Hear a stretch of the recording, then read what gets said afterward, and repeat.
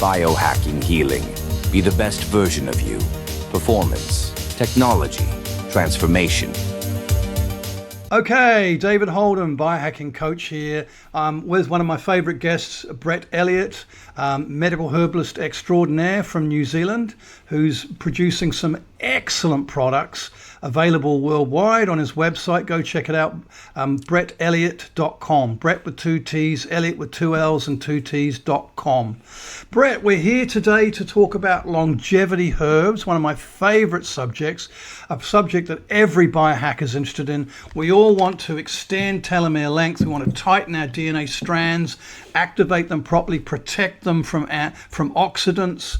And I know you've done a bit of research on this, so please, Brett, share with us, with your vast experience with herbs, what you found to be the top longevity herbs and what your solutions are for this.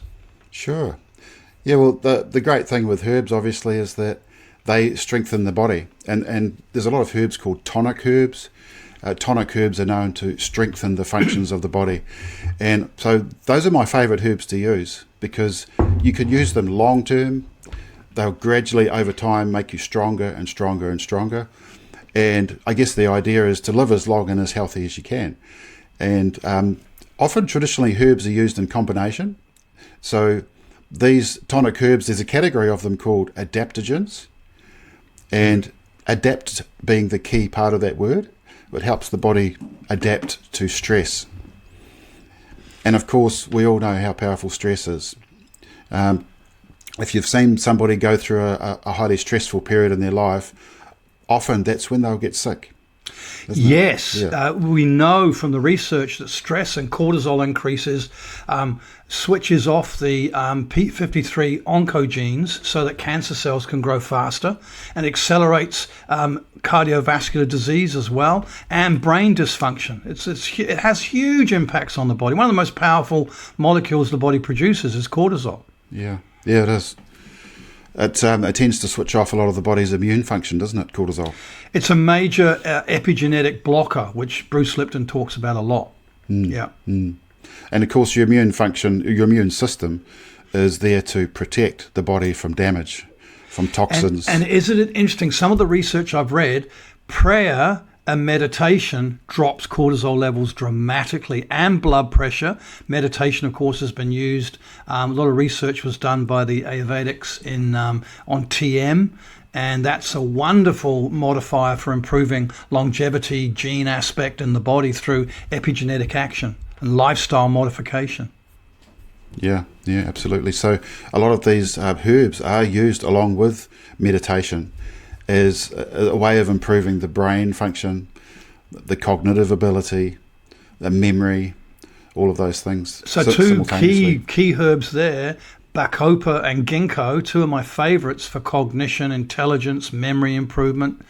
Wonderful herbs. Can you comment on those? You must have used them a lot in your practice. Yeah, well, bacopa is known to help to regulate the neurotransmitters in the brain and help the synapses connect in the brain.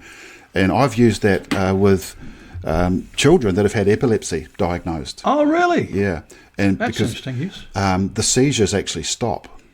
Yeah. And doctors can't believe it because they're going to be on prescription drugs for life to prevent seizures. CBD does the same thing. High dose CBD will stop seizures as well. Right. Yeah. So you can imagine if it stabilizes the connectivity in the brain, how effective that is for improving cognition and long-term brain health. And attention deficit disorder be very useful. Yes, absolutely. Yeah. So with bacopa, they call it brahmi in traditional Ayurvedic medicine as well. Yes, they do. Yeah.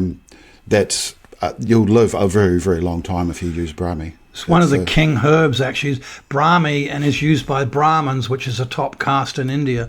It still is a fairly expensive herb, isn't it? Yeah, it's not too bad now. We can get it quite freely. So I guess it was expensive because it's quite a small little plant. Yes. And quite difficult to grow large quantities of. Right. So that's possibly why. And you mentioned ginkgo as well. Ginkgo it's got powerful antioxidants that get across the blood-brain barrier. So ginkgo protects the brain from inflammation. So as a biohacker, we're looking at shortcuts to improve cognition, memory, intelligence is really important for longevity. As I said before, lengthening our telomeres, which is a direct measure of how long we will live because of how many times the DNA can reproduce itself. It shortens the telomeres every time it does that. So is there a product that you recommend or use where they can get all of these in one thing? So you don't have to buy 5, 6, 7 different herbal products. They can just take one thing. Are you talking about the product that I was showing you earlier? Yeah. So we've got this one here. We call it adaptones. Right. Yeah. Stress and cortisol regulator. Great. Stress and cortisol regulator. So we have ginkgo in there and bacopa or brahmi. Yeah, right. But I should also say that if you want to get ginkgo on hand at home, you can plant a ginkgo tree. Yeah. And that's what I've done here. So you get the fresh leaves, and you can have 1 or 2 leaves a day. That's a great way to use ginkgo. As a tea or as a macerated up in a salad? You can actually just eat them straight off the tree. They're quite edible. But I put mine into a smoothie. Yeah, nice. So that's a great way. And is it a fast-growing tree or not? It is relatively fast-growing. Within 2 or 3 years, you'll have enough leaves to So in New Zealand's climate, you'll get good growth pretty quick. Yeah, and most nurseries in New Zealand have it. It's a made-in-here tree. So if you, in your family history, you have any senile dementia or Alzheimer's or elderly grandparents who've got brain fog quite severe, then your genetic markers will be tainted. And so planting a ginkgo tree in the garden and eating it regularly is a very smart move. Yeah. Yeah. And another one I use in my mixture, which you can also grow, is gotu kola. Yes. Yeah. And gotu kola, they call it the cure-all for the brain. So it actually helps the brain cells to grow. It increases the neuroplasticity in the brain. I've used ginkgo and bacopa combined with other things, particularly the B vitamins and niacin, the flushable form of B3, for people post-stroke, and had some very interesting results with that, along with nattokinase and other things too, of course, and of course, major lifestyle modification. But ginkgo and gotu kola seems to be a very powerful combination for those people, and they muscle test extremely strong on it and invariably do very well with it with the right dosages. Yes, yeah.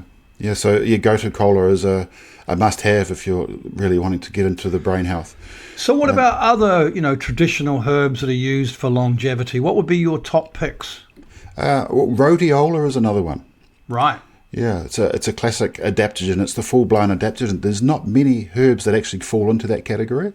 Mm-hmm. There's probably less than a dozen full adaptogens, what you would call classic adaptogens. Yeah. Rhodiola is one of those, and that's got. See, I wouldn't have thought of that straight off, but then it is in some of the formulas I use from Metagenics for adrenal support. Yes, because it helps regulate the HPA axis. So bang on. Hypothalamic pituitary adrenal axis. Regulates cortisol, so it's very, very good for the brain health in general. Great. But what has antioxidants in it, again, that get across the blood-brain barrier, a bit like the ginkgo.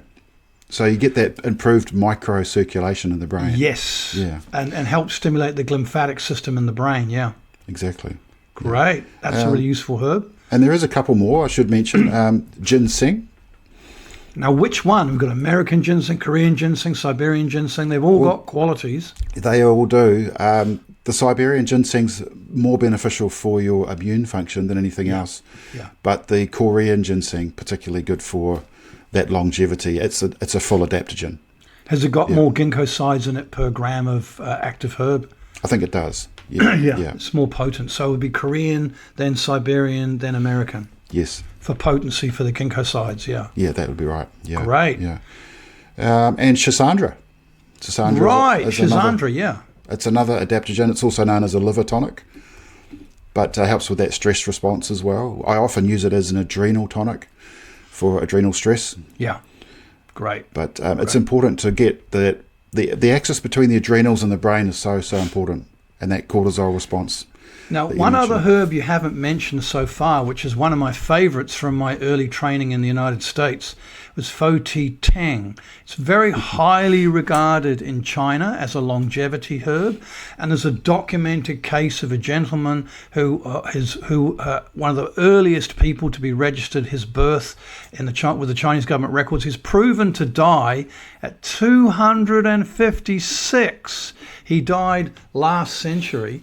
And he was interviewed, and one of his secrets was Fo Ti Tang. He said he took it every day. He got exercise every day. And in the village that he lived in China, he had 3 lovers. And he push biked from one to the other to the other. And he was very well known, very garrulous, very social man. And I think that connection, that social connectivity is really important, particularly as you age, and being exposed to younger people and picking up on their energy, which he did. He had all the right lifestyle markers, ate a very, very clean diet, though he had lots of protein, and he got lots of physical activity. Needless to say, with 3 lovers, he probably would. But the guy died very happy and very old, and he attributed Fo Ti Tang to it. So you hadn't heard of it before I introduced it to you, but you've done a bit of research now. What's your thoughts? I've done a little bit of research. The guy you mentioned, was his name he? Because the other name... It was years ago I studied. I'd have to check, but I'll look for the reference. Because the other name for Fo Ti Tang is He Shou Wu. Right. And he was the guy that took it, or the Chinese man that took it. And Must be him. Shou Wu means hair turns black. So Right. he had grey hair. And It turned black. And it turned black after taking Fo Ti Tang. Yeah, that's the same guy. It is the same guy. Right, Yeah. right. So his vitality came back, which Definitely. is by the sound of it. He, 256. I mean, give me a break. That's crazy. Yeah. But this is a documented record from the Chinese government, so it's factual. Yeah. Yeah. Yeah, so as a typical adaptogen, it's high in antioxidants, anti-inflammatory, protects the nerves. But one thing I noticed about Fo Ti that many of the others have is mitochondrial support.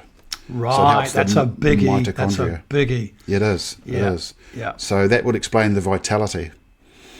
Definitely Yeah. would, yeah, Yeah. and the lifestyle. I mean, he had a very active life and ate a largely plant-based diet, but he certainly ate lean cuts of meat as well. He wasn't protein deficient by any means. So that's so we've got a combination. Siberian ginseng is the favored one. We've got bacopa, we've got ginkgo, we've got Fo Ti, and what were the other ones you mentioned again? Gotu kola, Yep, schisandra. schisandra, yep. Yeah, those are the other 2 big ones. And rhodiola. Rhodiola. Yeah. So those are the combinations, and in the future, I will be bringing out some particular formulas which will include those, and I'm sure Brett will as well. So these are key biohacks, folks, for extending longevity. Another 2, and we have spoken. I'll just introduce these because they're key longevity mushrooms: lion's mane and reishi. Really important to have in the mix, particularly reishi. It's considered one of the king herbs, king mushrooms in the mushroom family. So that's a great combination.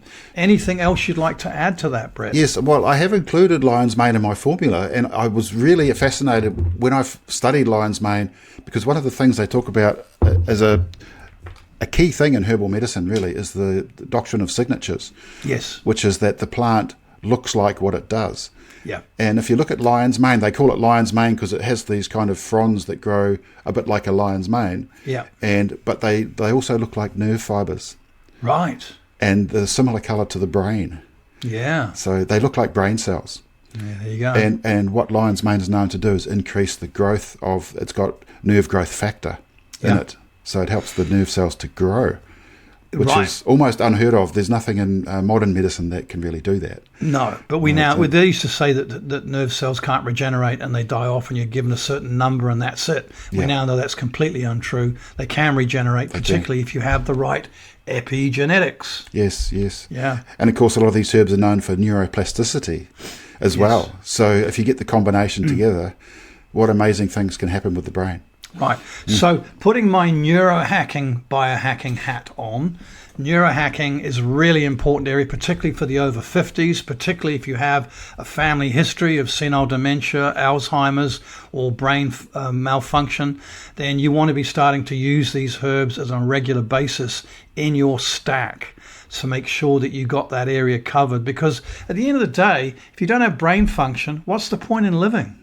If you can't remember stuff, if you can't function properly cognitively, I mean, people often say, what's worse, the body packing up or the brain? And that's a tough call, because they're both bad, but you can avoid all of them completely if you do the right biohacking hacks. And this is one of the better ones for the brain. Great. Thank you so much, Brett. Really appreciate your expertise on this.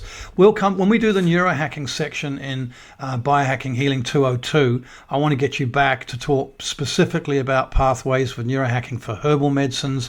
I'll talk a bit about the amino acids and the other circulation accelerants we can use for that. So we'll get you back on. Love what you're doing, Brett. I just saw your website's had another major upgrade.